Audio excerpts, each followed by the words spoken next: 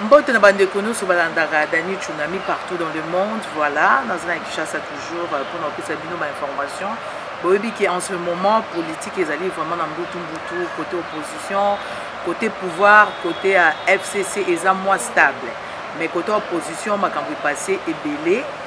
Bomona ki na Genève bande kona biso ba candidat ba kendaki kuna po bakutana ba solo la bango ensemble po ba bimisa candidat moko commun pour la opposition. Bazwaki bango nyonso ba signature na bango baponaki ndeko Martin Fayulu yende mutu ba désigner pour la candidat ya opposition. Après 24 heures tout le monde qui va changer. Félix Tshisekedi a changé à l'obi base naé et boyi et puis tout le monde peut caméra a changé. Les autres Zalina Monko Oyo Azaka toujours ensemble na Martin Fayulu, président Martin Fayulu, Bruno Kalonda, Tozanae Awa, na Kinshasa, Yepe Azo Aza candidat député, Azo passé députation na Tchango, place ya bawe rappé bazali bakimbuta batobele bazali kuna toyebite so yezalande yeni mais atie déjà libaya parce que Azo ça déjà ba action naé. Donc, René Abir est toujours là. Bonjour, M. Bruno. Bonjour, Madame Bokombe. Bonne santé. Nous avons Boni, président Martin Fayulu. Vous avez président et parti. Vraiment, président Fayulu, président vraiment en forme. Il a le pied sur terre pour se rassurer qui m'est allé. Ok, qui m'est allé. Tout le monde a qui peut photos qui circulent partout sur internet. Tout le monde a qui pose qui à Genève. Il y a des biso un peu makambo et les gars qui vraiment yom tous qui sur place parce que biso to batu mingi ba CP là qui peuple ba CP li ba bien ba bâtir Martin Fayulu candidat commun et puis après tout le monde m'a changer yo moni yo poser un Kinshasa au monde andé batu bazolo ba batu babaye batu baza vraiment contenté parce que bâtir qui déjà mon oyo akoka qui kokende tina élection yeb ça biso m'a ramené les gars vraiment bandeko pour on ba habiter nga Bruno Kalonda. Nous allons moko ya cadre à ICD, engagement pour la citoyenneté, engagement pour le développement de la citoyenneté. ICD allait partir comme Martin Fayulu, nous allons candidat commun à opposition de l'eau. Nous allons représentant, il y a ICD en Suisse, il y a parti dans la Suisse. Dans ce cadre-là, c'est là qu'il y a en tant qu'ambassadeur, il y a ICD en Suisse. Dans ce cadre-là, c'est qu'il s'est retrouvé moi ma solo dans Genève. En Suisse. Alors, Masolo, vraiment, il est très bien. Il est très bien. Sur Hollande qui joue une déclaration finale. On limite que Batsaki Mutu qui n'a Mutu pour signer le document. Le document, c'est qui ont fait ensemble. Donc, Batangi, Basala qui était que non, Fayulu Mora Kumakiango, on va signer cela. C'est là que non, président Bembam, c'est là qu'ils ont ils ont fait ça ensemble. Chaque candidat, le leader, il y a parmi les 7. Nous sommes des collaborateurs. Nous sommes Martin Fayulu, Félix est un collaborateur partout. Et lui, c'est même qui avait beaucoup plus de collaborateurs derrière. Alors, là, c'est la déclaration finale. Nous avons collaborateur avant, ils ont apprécié, ils ont signé. Alors, ça nous étonne beaucoup pour ça la marche arrière pour base Sengier. Il paraît-il que forcer bango mutu baza qui proche à Félix a comme ça ça monte au monde en ba forcer bango ba kotsa ki bango na kati ya bureau moko batiki ba portable libanda batiki bango sur libanda bakangi bango il paraît-il si bango qui il faut ba signer. Non bon ba réunion belé le na monde ba réunion le moi je travaille dans une grande entreprise na Suisse kuna dans l'entreprise mingi mine de réunion stratégique on n'a même pas le téléphone. Les lots au téléphone, quand on vous dit des choses, il y a peut-être bien qu'il y ait de l'influence extérieure, mais quand on discute, on va discuter sur tel sujet. Au moins, chaque leader vient déjà préparer avec ses collaborateurs, il y a déjà l'autre briefé. Mais quand on est entre leaders, on laisse le téléphone pour que la discussion soit cohérente, et ça affecte bien le téléphone sonne à tout moment, et quand on a ordre à ma solo. C'est pourquoi ils avaient préféré bango nyonso, les gens qui étaient obligés de bango, les gens qui baillent bango nyonso, qui d'autres missions sur d'autres téléphone du banda, ça va nous permettre d'évoluer vite et puis qu'il n'y ait pas bien ou bah filmer qui ou bah commencer votre banga ils ont la bonne. Donc il n'y avait pas d'obligation obligé de m'outer. Le président Félix est parti ici, non mandat est parti naï. Donc, Sola qui n'a base c'était avant alors. Na meeting. Ce qui doit changer à vie, c'est que Sola n'a pas meeting, Sola qui n'a pas. Je crois avec les 26 na Libanda ya stade na Manola. Non. Bah, yo kana ki babi bango nyonso. To kende. To sa candidat commun. C'est lui-même d'ailleurs qui a dit na monokone bimi que oya ko boya ko la sima ya moninga bino bo juger son naï. C'est lui qui avait dit ça. Donc, ils sont partis, bien sûr, dans 7. Mais il y avait 4 candidats qui étaient dans la liste. Donc, sur le 4, il fallait Morabima, candidat commun. Quand ils sont partis ici, chacun est parti. Le président Vital est parti, c'était lui qui va sortir. Les autres occupent un match, dans la Coupe du Monde, toutes les équipes à Bayaka, mais l'équipe mondiale a gagné la Coupe. Donc, tous les 4 sont partis avec l'intention, et ils ont un candidat commun. Les salamis, les orales, ils ont voté démocratiquement et Bimi, président Fayoulou. Alors, nous avons président Fayoulou. Pourquoi le président Félix a longé? Alors, il y a base naïm tout et Boy. Alors, nous avons un mandat na bango. Il a mandat na bango. Donc, on a engagé base naïm wana. Parce que dans le meeting, tout ça, base wana ezalaki, FC bango donc qui est yokana. Je ne comprends pas maintenant base comment est-ce que y bino to kupona moko. Base peut-être. Non, mais nous sommes en démocratie. Union pour la démocratie et le progrès social. Union pour la démocratie. Nous avons besoin de FCC. Nous avons une dictature non. Mais ceux qui connaissent ma besoin de respecter mes besoins, on a besoin de comité. Alors, on ne va pas polémiquer dessus. Peut-être qu'il a subi la pression. Il n'y a pas de base. Le président Félix vous aime beaucoup. Il vous porte. Pour bien vous savez qu'il a comme appelle c'est Azali. On a comme le leader. Il vous ponier.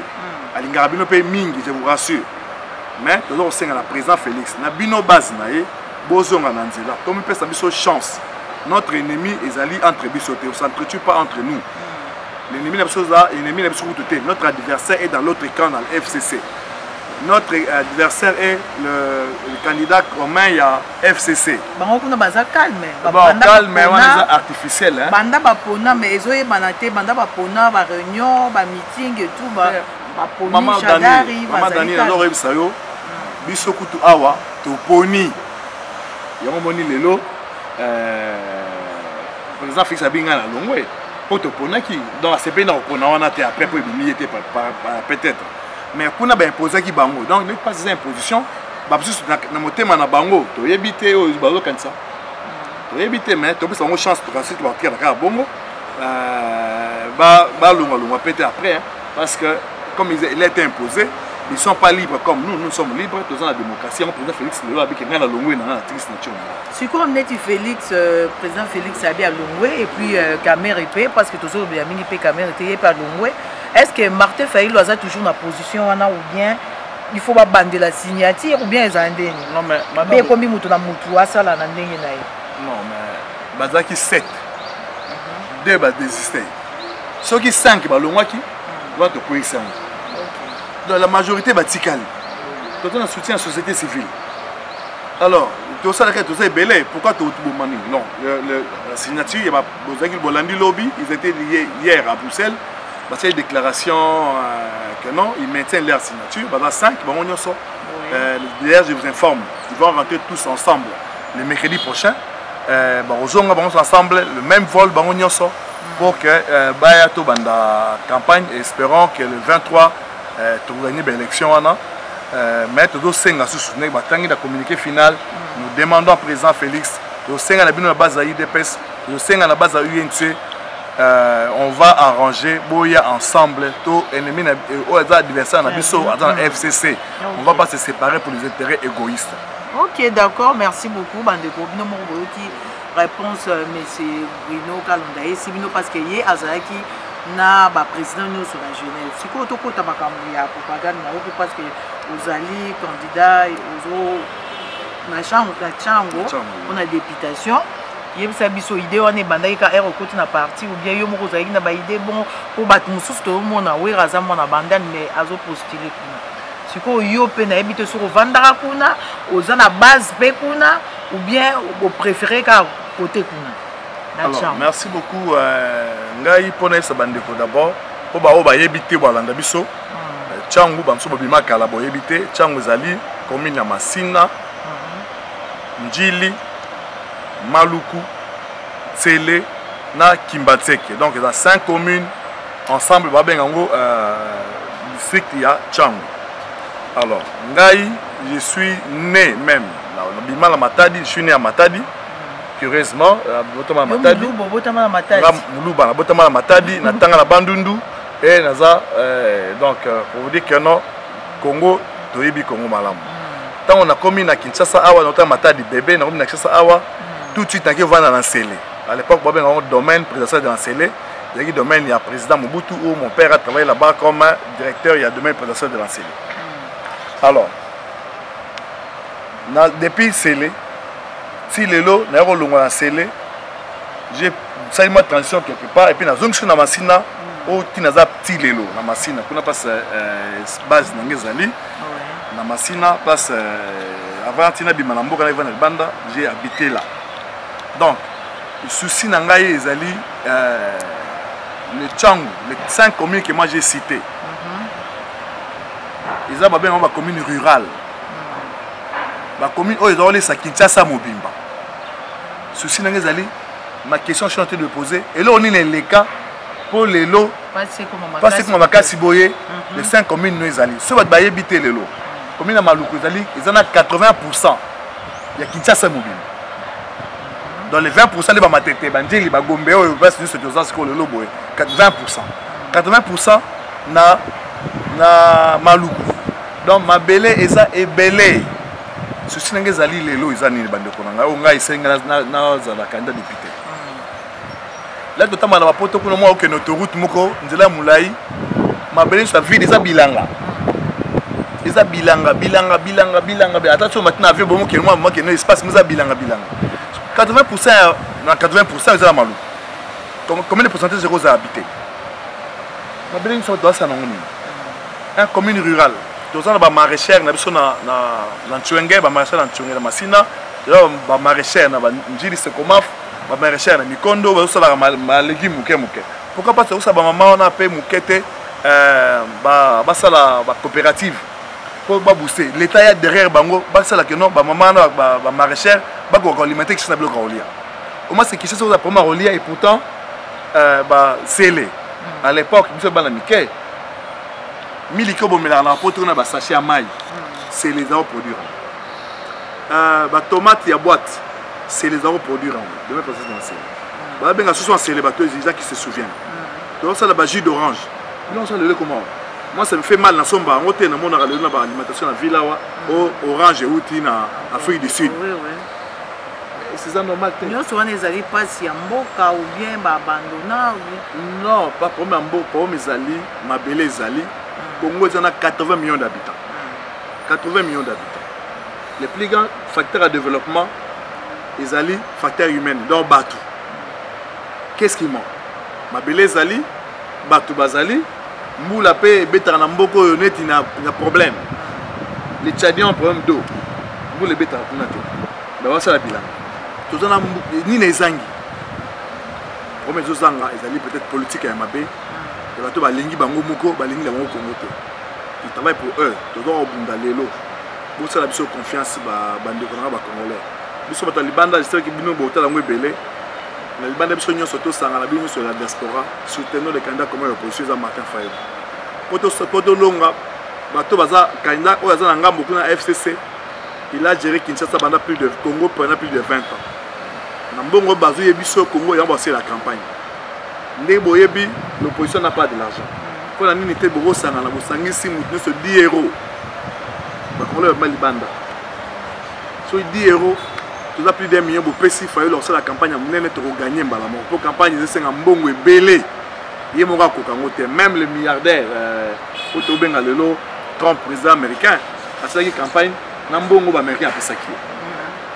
Donc, tout ça qu'on dit, parti n'abisso comme mon ango. Engagement pour la souveraineté et le développement. Notre projet de société Zali investir dans les citoyens pour développer la RDC. Nous avons investi dans les 80 millions d'habitants. le programme de société, il y a président Martin, il y a combien de 30% du budget de l'État est dans la formation. Donc, voilà le programme. Le programme est allé. Ils ont intéressé à le programme est allé. Les 30% il y a formation qui est dans la formation. Donc, il faut former les mamans maraîchères qui sont à côté de la formation. Comment ça la bilan malamu, comment produire, comment l'État peut récupérer ça parce que c'est possible. Les 80% de l'économie à Congo est informelle. Comment c'est l'État cause de 80% parmi les 80%, bien sûr, c'est la bilan, c'est la maman maraîchère. Parce que la maman qui produit, ça les black band à Bitekoto par exemple. Quand il va le vendre au marché, ça à $10, non? Et $10 là, il compte un circuit bancaire, mais il y a moyen par ma coopérative. Il y a un produit, après ça on a coopérative naïe, coopérative n'est que teka, et tu maman na mon bon on a compte, ok, sur l'État a aidé maman la pose en bon on somba bauti, l'État a continué bon on a compte, on a maman là a aidé, maintenant que ça qui est na pour ma formation de sali ba fusa ba centre minene, où ils a souhaité nanga izali, ba ça là ba centre l'école ba INPP, et que la INPP ça na limité, ils a moins compétent cher, ba ça là on est belé, la majorité ba il y a ba kino awa. Il y a beaucoup de jeunes, il y a beaucoup de mamans qui ont fait des centres de formation pour former les gens pour la bilan. Pour former les peintres, la formation. L'État est en charge. Si l'État a concrété parce que l'État peut financer à 50%, on va faire 50%. Comme ça, le phénomène que nous n'avons pas fini. Ce n'est pas beaucoup de gens qui ont été battus. On a makala pour boton sa makala et pourtant combattre les bablo connus samike ils allaient en les formation former pour tenir le bilan. Là, je m'appelle comme le Kukuna. Ils vont aller travailler pour faire le compte. Bon, ils vont produire. Après ça, on a ils vont produire. Après ça, la coopérative, ils vont que les bango, bah ils tiennent bon en compte. Bon, on a l'État quelque part se retrouve comme on a circuit bancaire. Bon, ils tirent aux Libanda. Voilà pourquoi on a une députée côté wana do la musise loko wana chango ezonga commune rurale ndenge ezalaka. Bon ce qu'on gagner te pour battre à battre pour soutenir ba bazan mama dani na do tuna bana kisa baza awa bala kisangai pa bawera na eza wapi kuna na Kimbantseke pas za candidat atika ko boiti ko sa ba les grands temps maintenant il connaît pas les problèmes qu'il y a là-bas. Avant de nous avons supporté le Wenge parce que nous avons été tout le temps la bambinière, ils venaient sur nous. Nous n'avons pas eu raison de la bandale. Mais il y a pour nous côté pour c'est ça mentir. Ils ont encore ça battre. Ils ont encore ça battre. Les vrais problèmes c'est qu'on a besoin de battre yebi makamu zakuna. As la candidat provincial na moi na comment on est na bandale. Na bandale batabandale ba voter.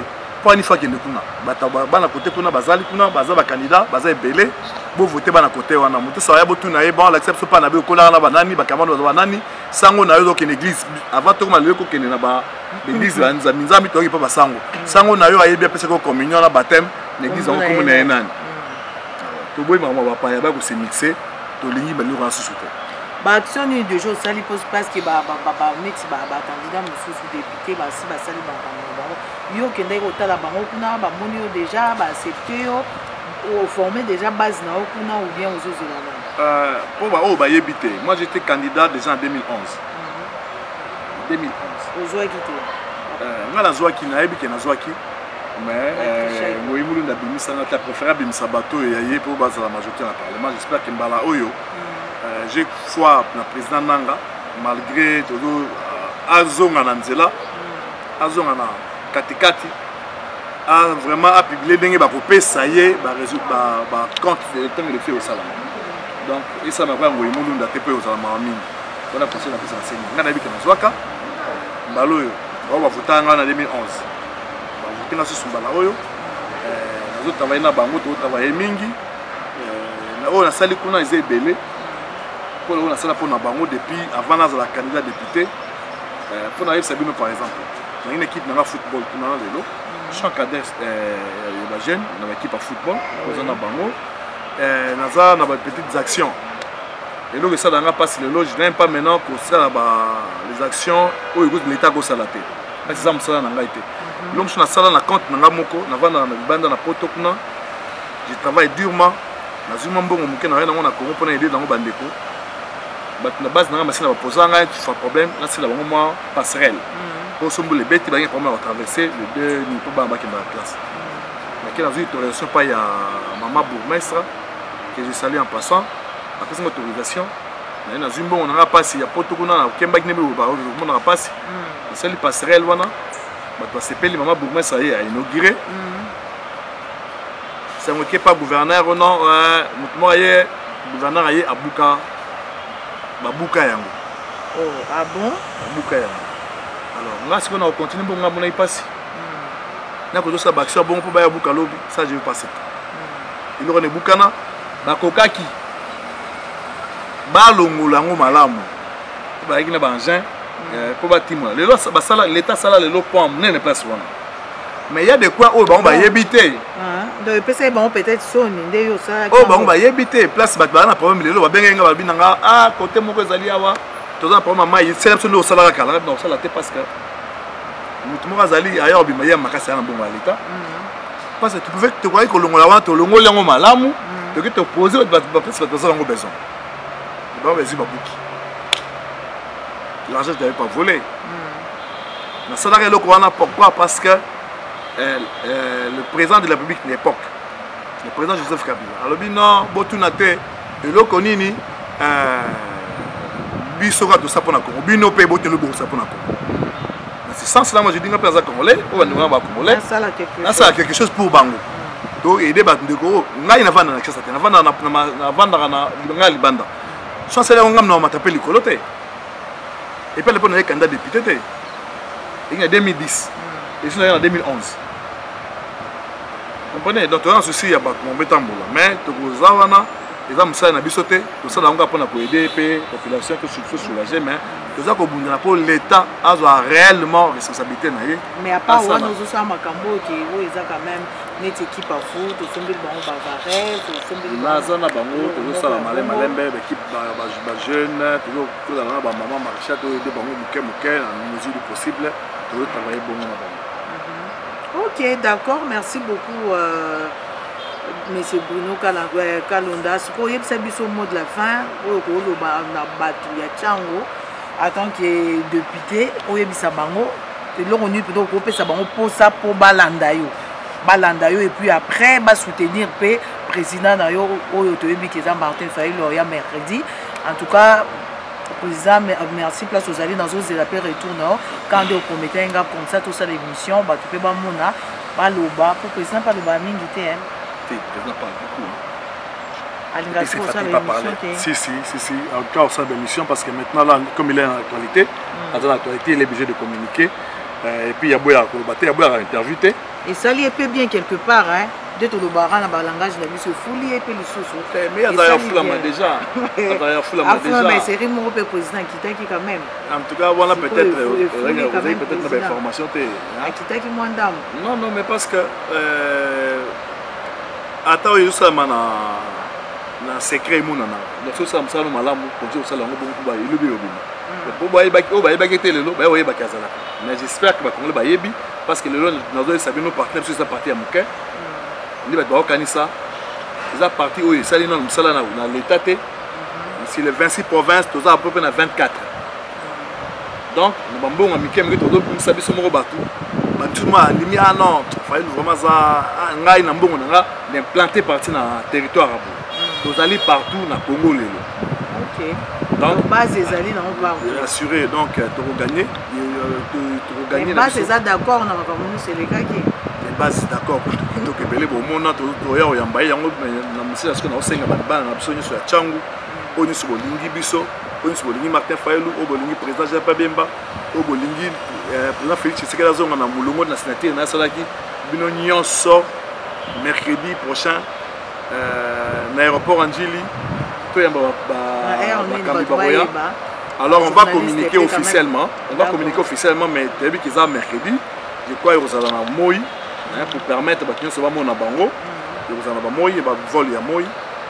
Mercredi, nous sommes ensemble, IDPS, UNC, MLC, dynamique de l'opposition ensemble comme un seul homme. Tout que nous avons un candidat commun opposition à Zonga. ensemble avec des leaders mosusu bino bandeko ya poto botika bloka mike tous unis bosangisa befort bosangisa mpe les moyens parce que vous constituez na Congo vous constituez la classe moyenne na Congo bopesa moto moko $10 et kokomela président Fayulu awa a battre campagne faut louer ba avion faut imprimer ba photo ebele ye moko akoka yango te liboko moko ekosokola nzoto mobimba te il pourra pas alors tokota na vision arrêtons les problèmes qui nous a fait pas avancer beaucoup de molongo en tout cas to memaye na présidence de la République depuis ça Congo chance mbala oyo na mandat oyo ya kozwa musala Congo zo na fisque na rail déjà pour ba ya pe mbala sima ba Congo ba Congolais ba vivre un jour comme on dit na hymne national to lever nos fronts longtemps courbés tout ce que le longia ogumba mabote to telemisa mo likolo Congolais comme azonga na dignité azonga na moto mboke zonga na nzela vraiment bandeko nyonso merci beaucoup. Merci Maman Dani na ngonga na opesi pour na yoka biso ko bandeko na biso ba yoka message oda libanda en tout cas vous êtes na kisa tozo robunda tozo toujours na base na diza masola base likolo yo tozo la musabango pour ba soutenir biso président Fayulu ma président biso to ba député na yeto mbeko ya sika ko mettre liboso merci beaucoup bandeko.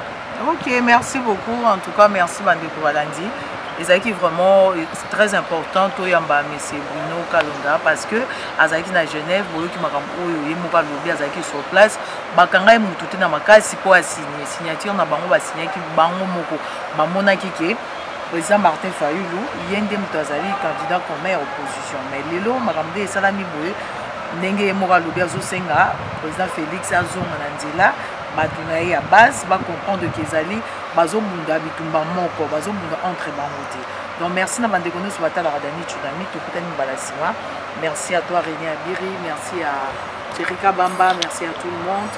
Mandela Kitoko na bosani ote, Marlène Kassamba, Katia Poto na Zozela Kara, arrivé dans Kinshasa. À très bientôt. Bye.